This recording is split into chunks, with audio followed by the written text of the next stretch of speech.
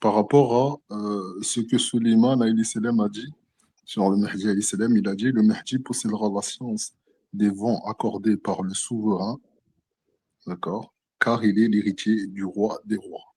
Allahu Akbar. Alors pour la sœur qui essaie de monter, ça marche toujours pas. Inch'Allah, qu'Allah te facilite. Je t'en prie, mon frère. Alors, moi, ce que j'ai appris, c'est que sous tout texte, il y a le côté physique, donc le premier plan, et le côté métaphysique, le second plan, très généralement. Là, si on parle du côté bien physique, ben finalement, il va hériter. C'est pas plus clair que ça, hein, et enfin, il n'y a pas plus clair que ça. Il va hériter du vent. Donc, si on parle de vent, sûrement peut-être une question de météo, de pluie ou je sais pas.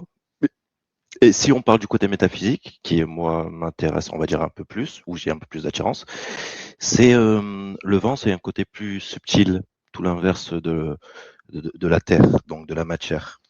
Et il pourra donc avoir une influence énergétique à ce qui l'entoure, intérieurement et extérieurement. De ce fait, ça lui fera avoir une autorité sur la personne en face ou les personnes en face. Ça, c'est pour le premier